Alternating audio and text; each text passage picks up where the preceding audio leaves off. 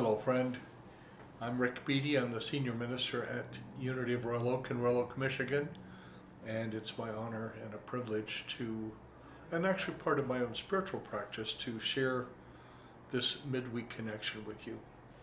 And first of all, I want to invite you to visit our website, unityofroyaloak.org.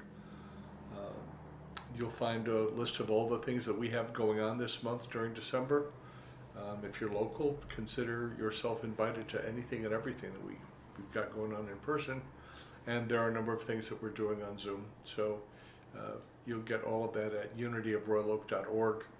And for those of you who are interested in contribution to support our work, making an investment in what we do, we share principles and practices with people that I believe can transform lives if we let them.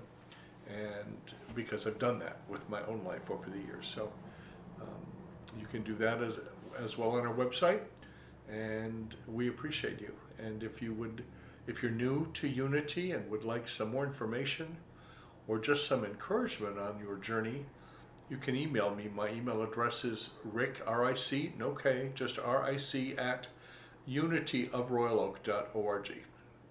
Okay, I'm going to begin some music. Well, I'll do that in a minute. I want to share with you today's Daily Word, and I do so with permission of Unity, the publishers of Daily Word, and I am a Unity minister.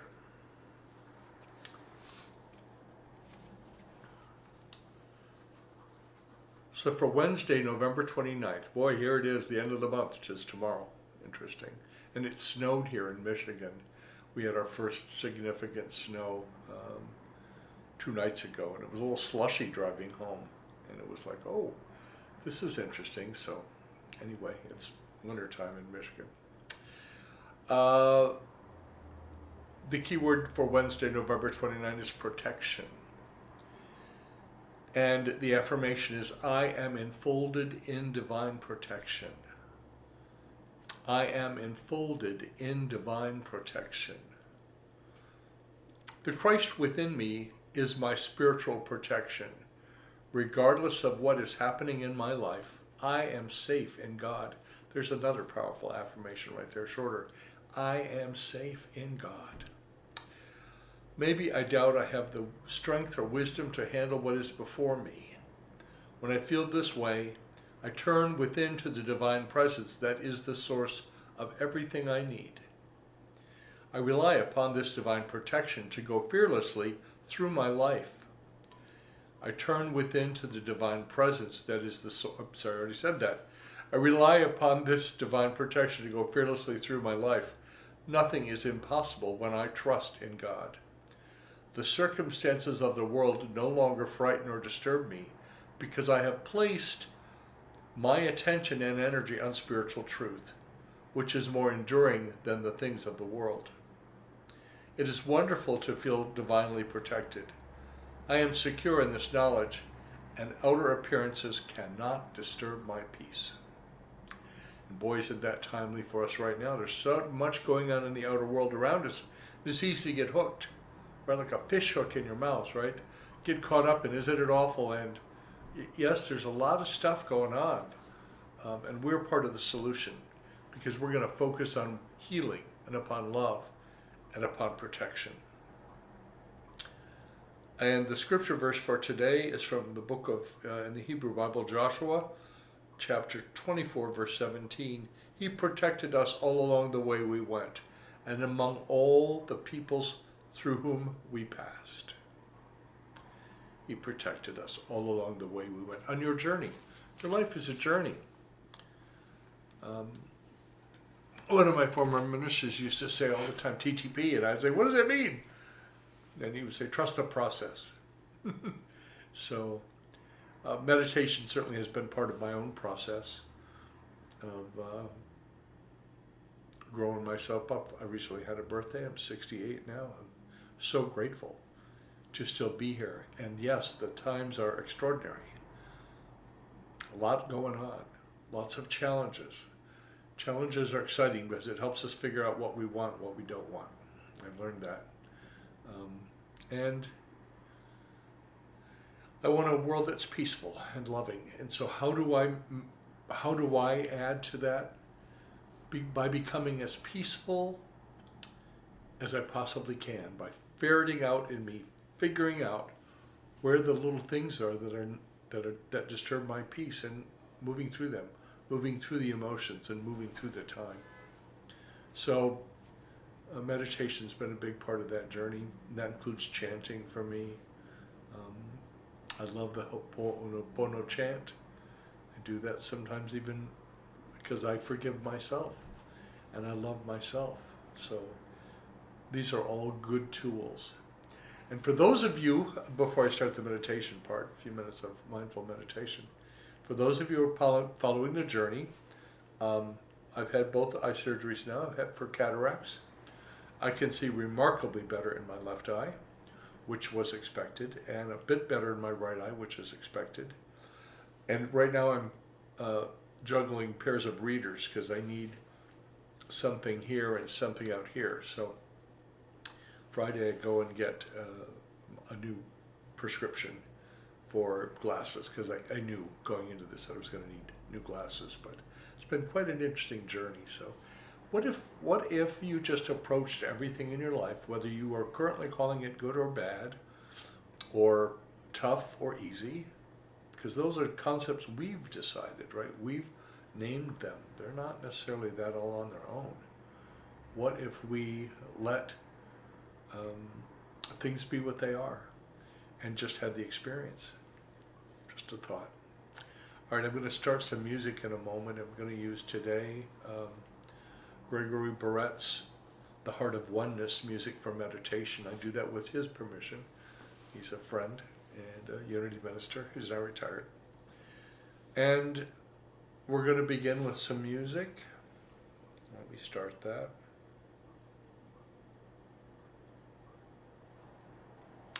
For which I need my readers, it appears. I feel like my mom juggling pairs of glasses, or my dad.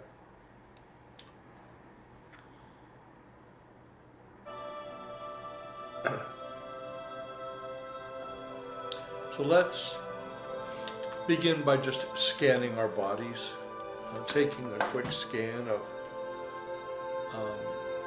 are we carrying tension around? When was the last time you checked in with your body so that you have a sense of what's going on with it? We get so in our heads sometimes, or so caught up in the auditory stuff going on around us, or watching the news. You can get the lay of the land with the news in just about 5 minutes or so of it, or reading the headlines, and then giving yourself a break from it so that you can be filled with the peace and presence and power that is God. And it's a beautiful thing, in my opinion. And spiritual practices take practice. That's what we call them, practice. Some days it works amazing. Some days not so much. Keep at it. Be committed to it. Be committed to it. So notice if your body, just to notice, scan, start at the bottoms of your feet, actually right out at the ends of your toes, and then imagine that you can just scan like with a lightsaber up your body, toes to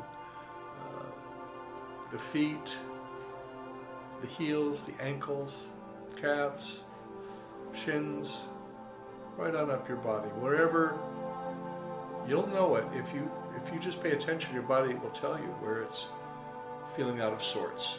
So be gentle to your body. It carries you around. And you, who you are, is in that body. You are not that body, but you are in it. It is the suit for your soul. Now complete that scan, moving up your chest, your abdomen, your chest, your throat, your back, the mid-back, between your shoulder blades. Relax your shoulders all the way up to the crown chakra at the top of your head, and imagine that it is wide open. It's an energy center that is wide open. And imagine that you can breathe in love through your heart and breathe out love, and that you can breathe in love through your heart and send it out through the crown chakra out to the whole world.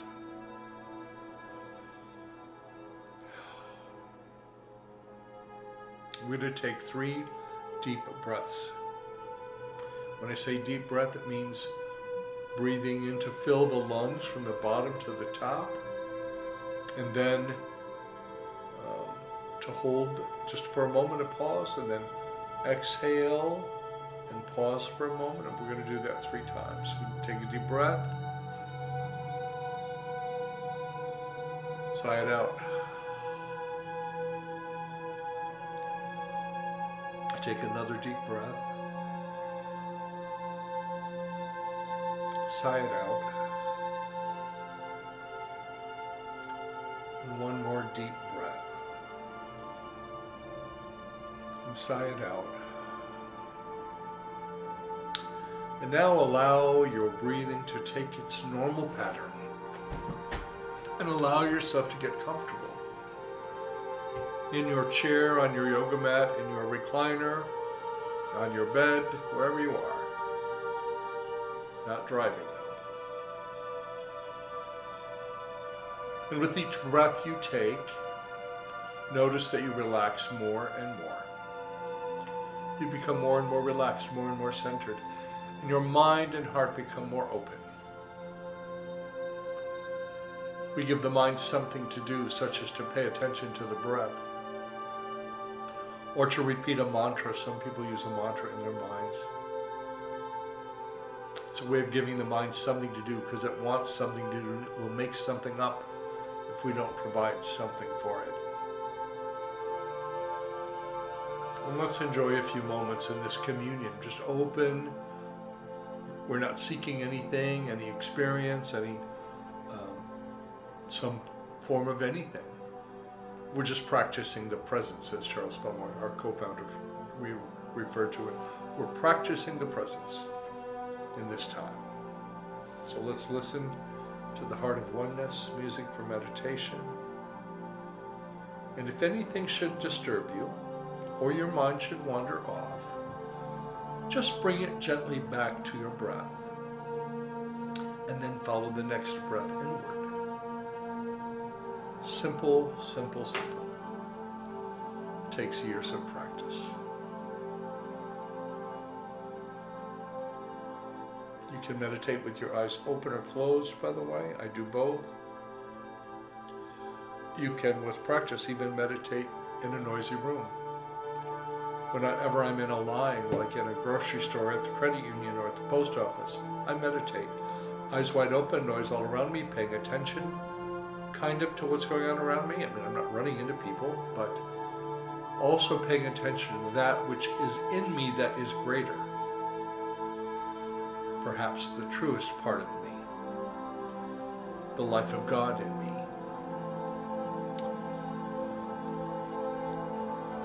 So let the music carry you, and be with yourself for a few minutes.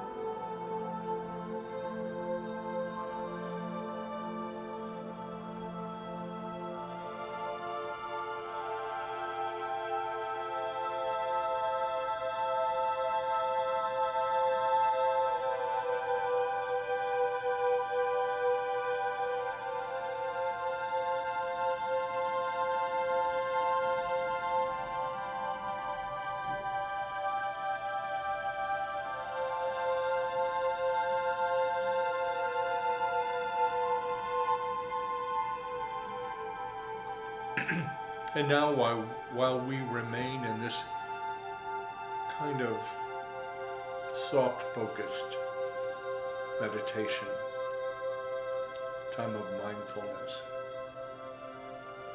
I invite you to call to mind any place in you that is hurting, that you would like some healing. Don't focus on the hurting, just bring the condition, the circumstance to mind. And trust and know that healing is a journey, it's a process. And now do the same thing for anyone that you know that is dealing with something. Thinking of people today who have reached out to me. Got a niece in the hospital, a nephew in hospice care, a dear lady whose dog is in the process of making her transition. Some dear friends of mine who recently had to let go of their cat, who just moved along. So, you know, stuff gets us, and this is an interesting time of year for grief. And every grief event we have touches and brushes up every other grief event we've ever had. So please be gentle with yourself. Now, let's think of our beloved world. That's why I keep that picture on behind my desk here at the church. Because when I look into the camera, I can see the picture behind me. And I always remind myself that it's just one planet. Marianne Williamson used to say, you don't find any borders there, it's just one planet. And now I invite you to pray with me. God of love and peace and power, God of all that is, we spend this time regularly just with you. No agenda, nothing on our minds, but being more open, open-hearted, open-minded, open-loving.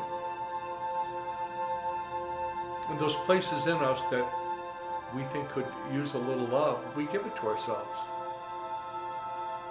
We accept it, we receive it.